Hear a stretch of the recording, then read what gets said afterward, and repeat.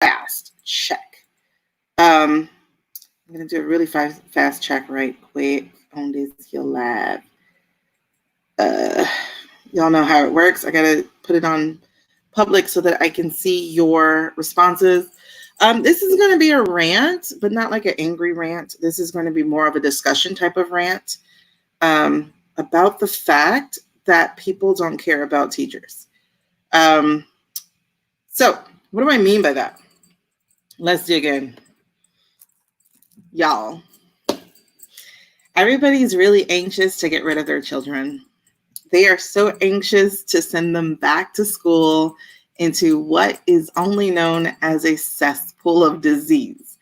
Now, and I'm saying that at the high school level. I'm not at the kid level. Now, we have, like in New York, if you Google the articles, there were articles about the YMCA in New York able to watch children for first responders. So there was essential worker daycares open in New York. So they were able to, social distance and do things so that it was a good thing. And I think they said like 15 people total or something got sick. So it was a very, very small number, which was great. Because, that looks like we can send kids back to school. But here's where the problem starts to happen. The older you get with children, the older the teacher also gets. So, the really happy young teachers tend to work with the younger children, like kindergarten and first grade. But as kids get older, their teachers seem to as well, because, they kind of like went up with the kids and stuff. Well, at the high school level, the teachers are typically in their late 30s to 40s, and some in their 50s, and some in their 60s. So your teachers are actually kind of older. The other problem with the high school level is, I teach at a high school, and I have big old windows. These windows are huge, and they're sealed. I can't go out that window if there's a fire drill or a real fire. I can't go out that window if there is an active shooter. Like literally the window is there for decoration and to let light in. So in other words, if there is disease or virus circling around in my classroom because kids come to school sick because parents don't keep them home, if there are kids in my room, the air is circulating. And a lot of the times the air is either too hot or the air is too cold. And we change students every 90 minutes, at least in my school. So wiping after students is kind of like ridiculous. I know it's necessary, but you'd have to wipe every single thing down after every single kid. You can't really trust them to do it on their own because there's a chance that they won't be that hygienic. I don't know if you guys know teenagers, but a lot of them really aren't that hygienic. So you have the issues with the windows. The windows don't open. So there is no circulation of air really to send a virus outside. Then you have these students who, my classes were 35 to 36 students. I was going to quit this year because at one point I had 40 kids in my class and I had to go talk to them and was like, no, there's no way I'm doing this. I teach English. 40 kids in an English class is ridiculous. It will not be served. So there are too many students in our classes. Okay, so say you want to set them up at 6 feet apart. Then how many students can you actually fit in that class? So then there's the thing of the kids staying in the class instead of changing classes, which is also ridiculous because many of these kids teach, they're in different subjects and there are different subject levels. And so then the thought is of teachers changing the class instead of the students. I teach English. I have a textbook for my kids, and then we have computers, and then we have tablets, and then, and then there's science, and then there's art, and then there's all these other people who cannot just up and move their desk to every different which way of teaching kids. Then you're also talking about keeping these hormonal teenage kids in one place at one time. I don't know if you've ever proctored a test. First of all, just because they're teenagers don't mean they aren't children. They still act like they're 5 or 6 years old. You still have the kids who are playing, especially at 9th and 10th grade level and 11th and 12th grade level, come to think of it. But they play. Yes, they might keep their mask on more than anybody else might, but what if these kids do not have masks? Are you going to give them masks for free? And if that is going to happen, okay, cool. However, I just saw in Georgia that they're planning to slash the education budget again. So where are teachers supposed to get the supplies for keeping your kids safe? And again, as I said, a lot of the teachers are older teachers. We are the ones who have high blood pressure. We are the ones who have weight issues. And trust me, this is all over. We are the ones who are sick for this thing or that thing. And so chances are we are the ones with the underlying conditions. I know a lot of teachers who had cancer. I know a lot of teachers who had diabetes. And I definitely know a lot of teachers who have high blood pressure. It is a very stressful job, as some of you parents are getting to see. But nobody thinks about the teacher. Everybody's thinking about sending their kid to school. Everybody wants to send their kids to school because they can't handle the work. I get it. Because my kids' kindergarten work had me going, who do they think I am? A kindergarten teacher? Like, I'm not trained for that. So I totally get it. But at the same time, please understand that now is not the time to send your kids to school. Here's the truth of it. Last week, on the 16th or 17th, the Georgia Democratic something, it was the representatives, the Georgia Democratic representatives or whatever, they shared the real numbers, the numbers that Kemp was not sharing with us about how much your children are affected. They are affected. We had, as of June, I think it was 17th or 16th, we had 136 infants, meaning under the age of 1, who were COVID positive.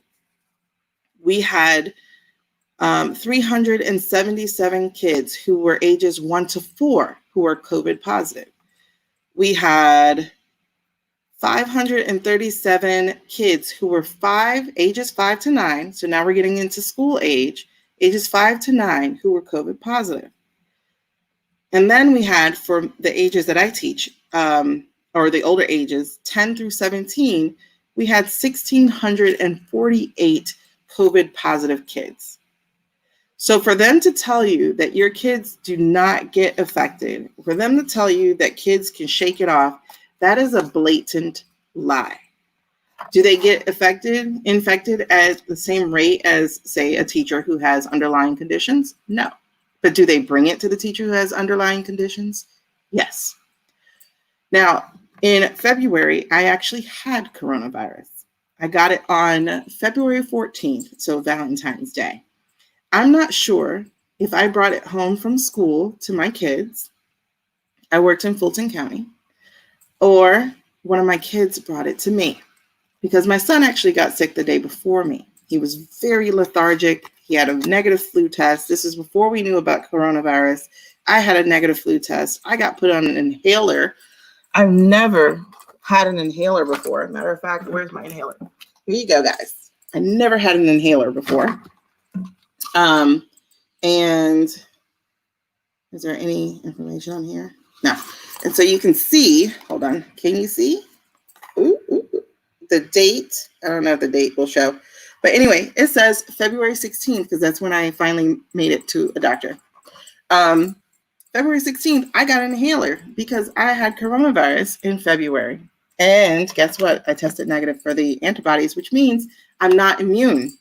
And so I got the plan of school from my email, in my email this past week. Well, they actually surveyed us and said, how do you feel? Should we mandate masks? Yes, if there's going to be in-person school, mandate masks, because your teachers are at risk. Your faculty members are at risk. Your administrators are at risk. We're the ones who are going to come in constant contact with these children who are asymptomatic, more than likely, or who just don't know how to sneeze in their elbow, like whatever. Like, guys, I get sick every single year from students. And then on top of that, this is what's really funny, is people think because they do temperature checks at the door that is going to tell you if a child is sick. How many of you have gotten sick like during the day? How many of you have ever felt, for instance, the flu descend on you as you were going through your day? And the other thing that I read is that people of color, more specifically Black people, I don't know about anybody else, but people of color, a lot of the times they don't even present with the regular symptoms, so to speak, like the cough and the fever right away, such as DL Hughley, by the way. They tend to present with malaise. I just learned this. And malaise means I feel bad. And that's exactly how it happened to me. Now, mind you, I did get a tickle in my throat first, but I didn't even know what it was. But I remember, because I had a screenwriting event to attend the next day, my friend calls me. She's like, "You're going, right?" Because we paid like $60 for it. And I was like, "I don't know. I feel bad." That was literally the first thing that I said about it, was like, I feel bad. Something's coming over me. I feel bad. And here's what happened. I did go. So I feel bad on a different level. I did go to the event the next day, but I treated myself as if I had the flu. So I kept my mouth completely closed and I didn't sit next to people. And like, so I don't think I gave anybody it, because I was very, very meticulous in keeping clean and all that kind of stuff. So the whole point of this is your teachers are at greater risk than your kids. That is the truth. However, your kids are not at risk. They are actually at risk as well. In fact, in Georgia, the highest group that are ill are those of the ages 18 to 29. And by the way, some of us teach 18-year-olds in our schools. So 18 to 29, that is a group that has more COVID positive than people who are in their 30s, and people who are in their 40s, and then people who are in their 50s. Okay? So obviously when you get into geriatric ages, then it gets a little different. But the group that is leading in COVID positive is 18 to 29. So young people are affected. And let me tell you something else about this. And you can go and find groups on Facebook where they're talking about this. COVID is not the flu. I don't know why people think so, but it is not the flu. This thing attacks, for some people, your vascular system, meaning it attacks your blood. It creates blood clots, heart attacks, strokes, kidney disease, kidney failure. What else have I seen? There's a lot that comes from this thing. And again, your teachers are older. A lot of teachers are older. A lot of young people are smart and they get out of the education field very early. But a lot of teachers who love to be there for kids, who love to show up for kids, we're older. Like, I'm 41. I know I look good, but I'm 41. So not only that, but I have high blood pressure. Again, it's a very stressful job. And so obviously I also have obesity. So I'm hitting these markers of underlying conditions. And when I experienced coronavirus back in February, let me tell you, I literally did think I was going to die. So I couldn't breathe. Like I said, I had the inhaler. I couldn't breathe. I had to sit up to sleep. I didn't know things about your lungs being in your back, which was really smart because I sleep on my stomach for the most part. So I either sat up to sleep or I slept on my stomach. And that's why I think I really helped myself on that one. But that was 2 weeks straight of thinking I was going to die. 2 weeks straight of trying to get my things in order when I was awake, so that if something happened to me, and again, I still didn't even know what it was at that point, because like I said, I got it in mid-February. I'm not trying to get it again. I'm not, like they said, is our immunity is only like about 2 months or so. So this was back in February. And here we're talking about opening school again in August. I think August 5th or August 6th is our date. This is not smart. It is not smart at all. I understand that you guys are fed up with having to play teacher and mom and counselor and all that kind of stuff. I get it. And you need a break as a parent. I get it. But the other thing that people forget too about teachers is that we're parents also. So if we have to show up to work, but we don't feel safe safe enough to send our kids to school, because my kids aren't going. Because again, I either gave it to them or they gave it to me, but my kids had it as well. My kids aren't going to school. I will not put them in that position. And you know definitely why I won't, because this past season, and I don't know if it was COVID because we're finding out it was here earlier, but this past season in Atlanta, in one school, there was over 100. There were over 100 students who were out for the flu, whatever that was. We're going to call it the flu. There was 100 students out for the flu. So if the flu could do that, imagine what this vascular disease that attacks your respiratory system as well.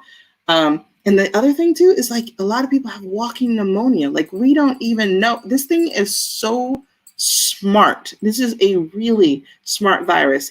It triggers one response and suppresses the other one. So your body does not fix itself like it normally does. This is a super smart virus. And we are at least a year away from anything being good about this. A year away. And I'm not even talking about vaccines, because trust me, I'm not even going to get a vaccine. I don't do anything the first time. Like, listen, I don't even buy electronics when they first come out. Okay? I don't buy electronics when they first come out. So I'm definitely not getting a vaccine when it first comes out, especially because we're rushing it. Okay? Vaccines typically take 2 years to begin with, and we're rushing it. Like, dude, just because we think we got all this technology, that we're so much more advanced than human nature, I don't understand. Right. You agree with me. You have to be safe. I may just suck it up and homeschool next year. I'm sucking it up. I'm sucking it up because, like I said, either I gave it to the kids or the kids gave it to me. But what that meant was we got sick. And my son, I've never seen my son so lethargic, ever. Not when he had hand, foot, mouth, which he got from daycare. Not even when he had RSV. And my kids had RSV when they were 3 weeks. And I don't know if they got it from the hospital, but that was like the only place they were. So my kids got RSV when they were 3 weeks old, and that was scary as hell. And that was a respiratory disease. Okay, a respiratory virus, right? Because RSV is like the flu for kids, for infants. At 3 weeks old, both he and his sister got it. It was horrifying as a new mom, dealing with twins who could not breathe and you had to suction out all the mucus. Guys, this virus does so much worse.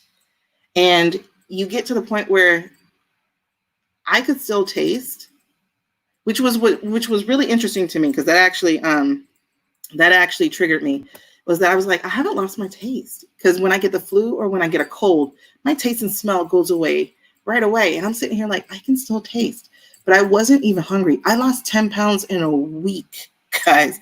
And let me tell you, the chills, if you've ever had the chills from the flu, you know, like where your teeth chatter or whatever, okay, then you know.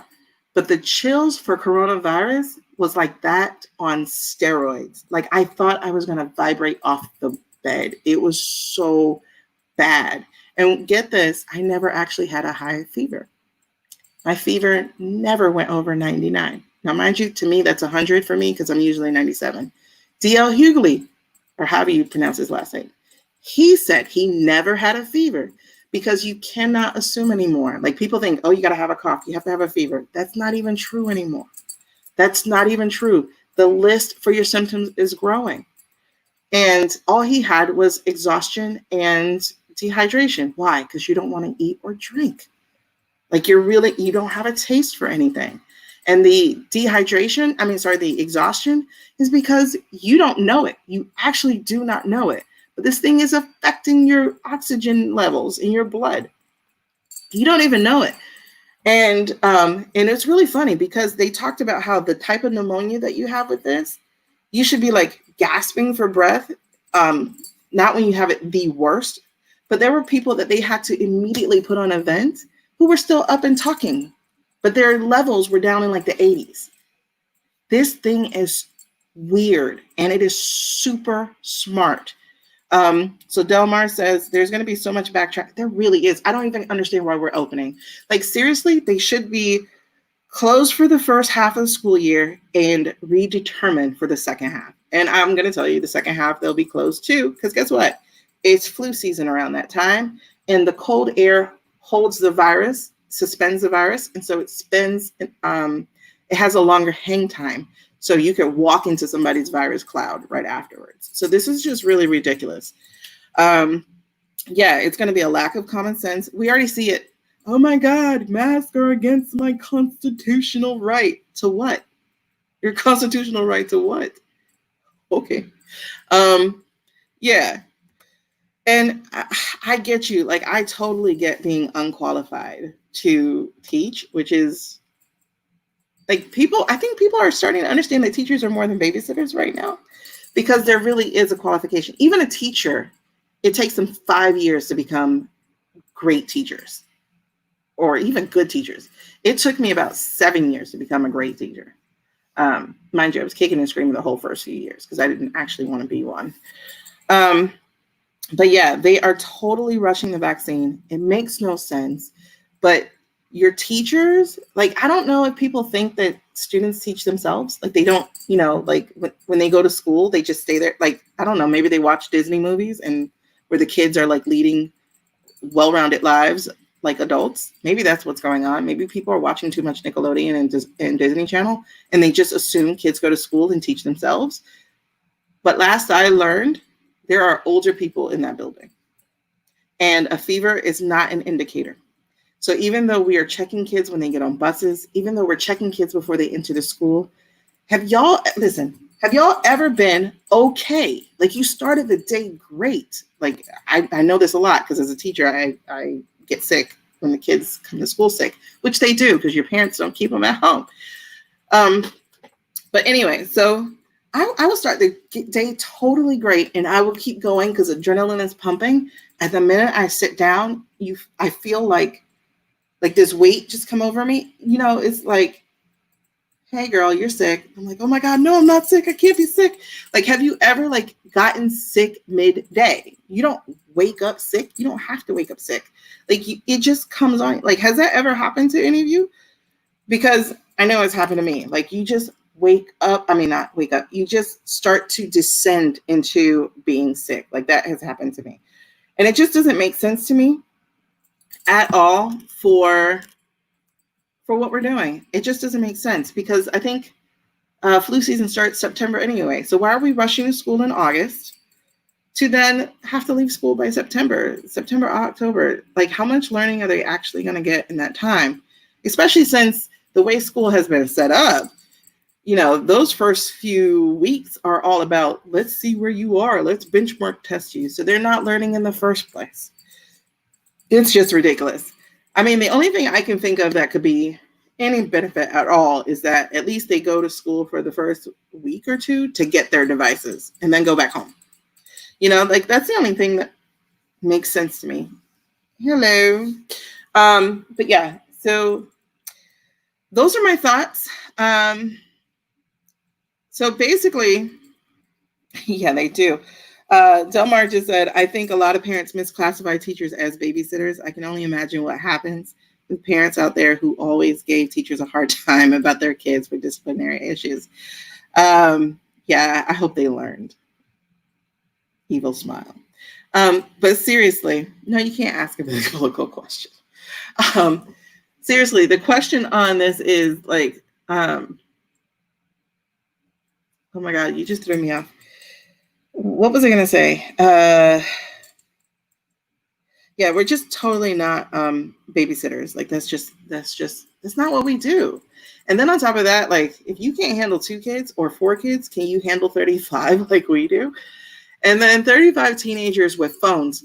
Oh my gosh. I hope you parents enjoyed your phones as much as we teachers enjoy those phones in class. The phones are always there. Oh my gosh. And then these kids are, like I said, very non-hygienic, or whatever the word is on that, because they share drinks and food. It is disgusting. I'm a germaphobe just to begin with. It is so disgusting how much they share drinks and food. Like, they literally, somebody would take a sip and the next person would be like, I'm thirsty, and will tip his head back and just watch. And you're just like, have you ever seen Outbreak? Like, listen, I saw Outbreak when I was younger. That movie did it for me. I don't germ anything. Like, seriously, listen, I don't know how kindergartners teachers do it. I have 2 kindergartners, and I was sitting here like, well, they're not going to fail you, so we're not going to do that right now.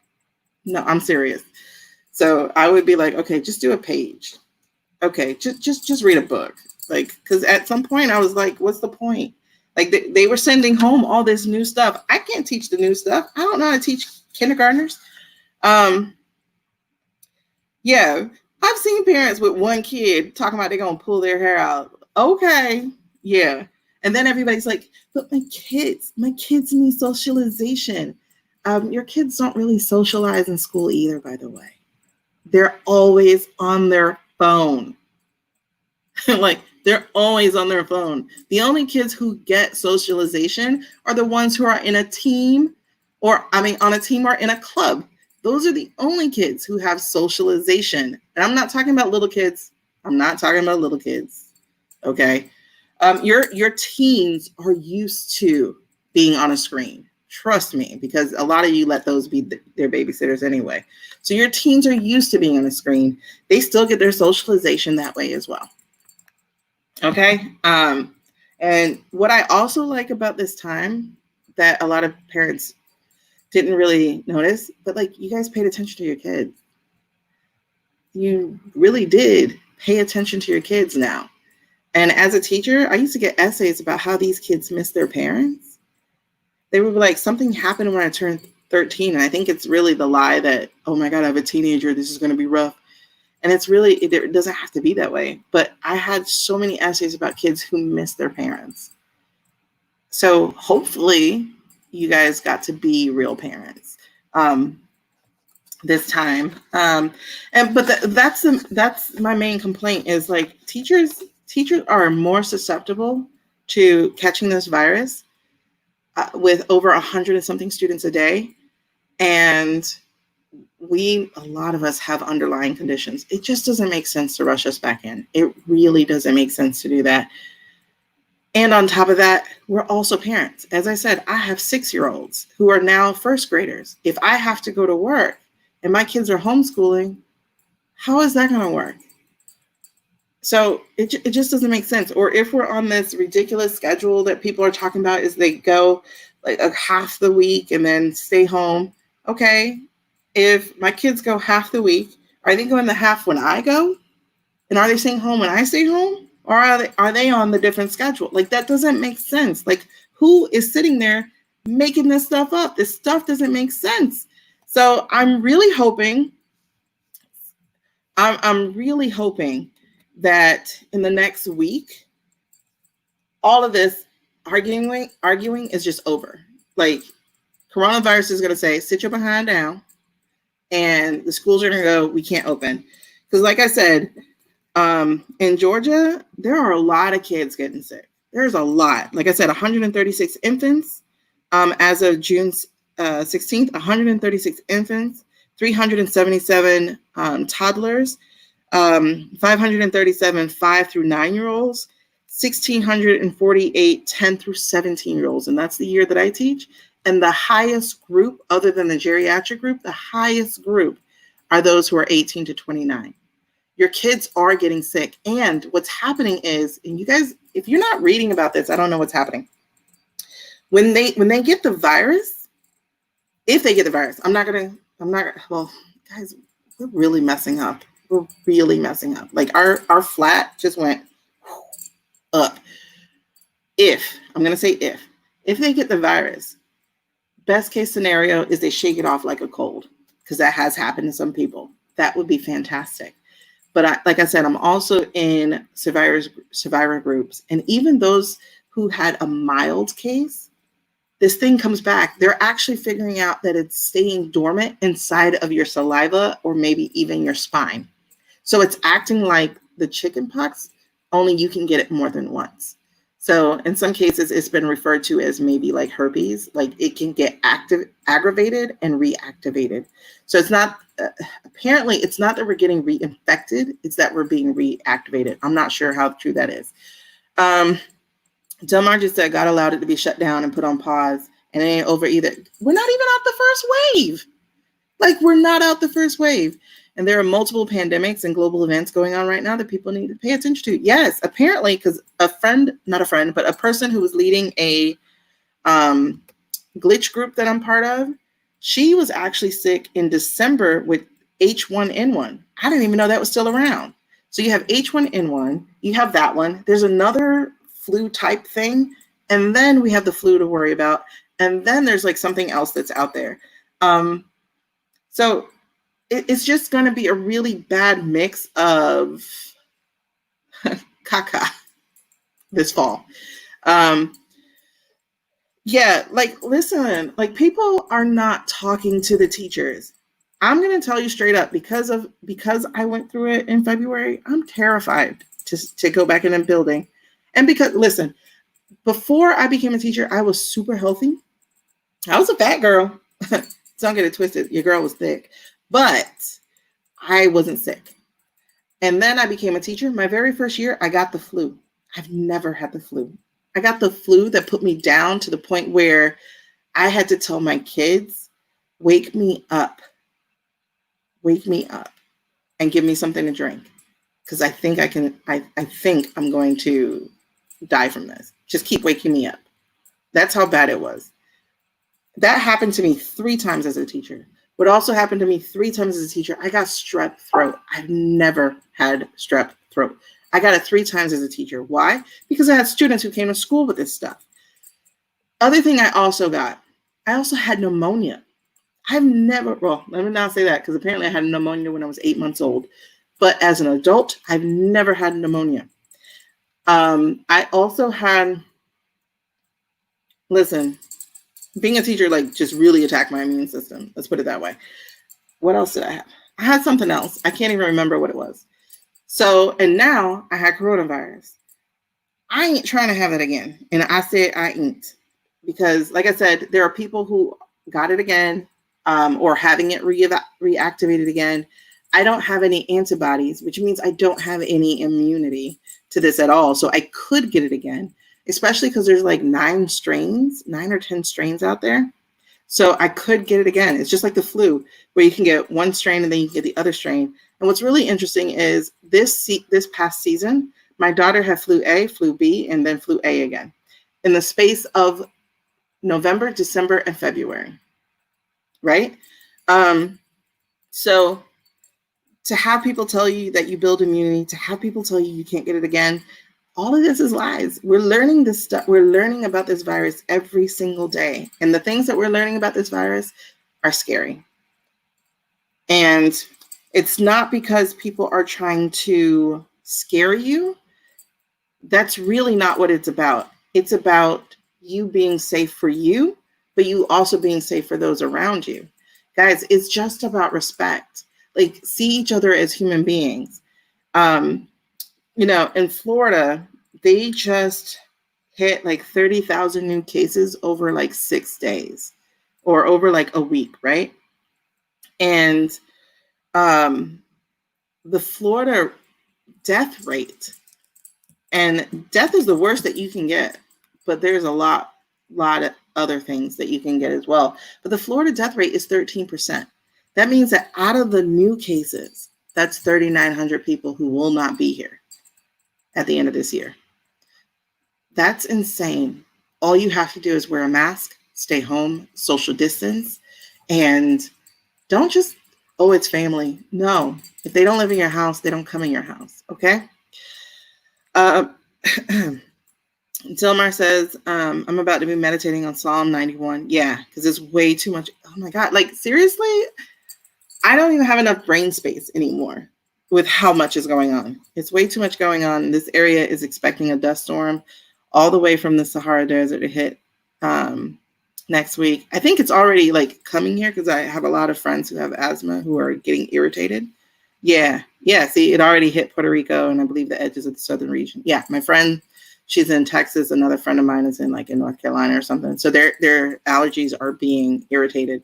And that's the crazy thing is, oh my gosh. So if you have allergies, you don't know, because you're like, okay, was that a sniffle? Was that a cough? What was that? And so everything is like, it really is paranoia now.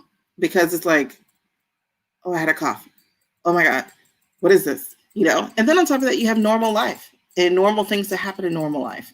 It's just a very crazy time. This whole year has been a crazy ride. That, I really want to unbuckle and get off, but I think I should make my buckle tighter. Like, I'm just like praying that I don't see any more RIPs on my timeline. And I'm definitely praying that I'm not one of them, or nobody in my family is as well. My parents are being very safe, but people have to go to the doctor's appointments that they have, and they have to go get groceries. And so there are those have to moments, and everybody is like, well, I can go be out because I can go to the grocery store. You have a lesser chance of getting it at the grocery store if you wear your mask.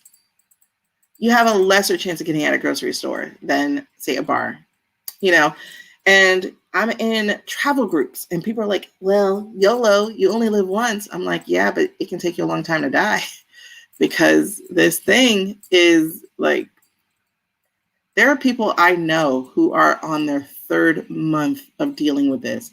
There are people who have gotten virus-triggered lupus as a result of this. Like, this is wild. This is ridiculous. And I'm not trying to be there. And I just told my principal, my assistant principal, that I can't be in the classroom. I will not risk myself. Like, I can't leave my kids. Like, do you know how pissed I would be if I had to show up to work and got sick at work because somebody else's kid got me sick? I can't. And then like have to look at my kids and be like, I might not be here. That doesn't make sense. And yes, there are accidents every day. And yes, there's all this other stuff. But, all that other stuff is whatever it is. I'm not going to willingly make it happen. Like, that's just ridiculous. So I hope people chill out, because the pattern of this, the pattern of brand new viruses, is about 2 years. From the Spanish flu back in 1900s to something else that came up. It's 2 years. And we think because we determine at 3 months it's over, that it's over. Y'all, get ready for a ride. So that's just it. My whole thing is, please don't just think about how you want to get rid of your kids, how you want to send them to camp, how you want to do this, how you want to do that. Please understand that your kids are human beings, and so are the people who have to watch them as well. So are the people who teach them. So are the people who show them how to dance. So are the artists. I know everybody wants to get back to normal life, but one of the things that we should understand about normal life is there was nothing really normal about it to begin with. Okay? So that's all, guys. That's my rant. Good night.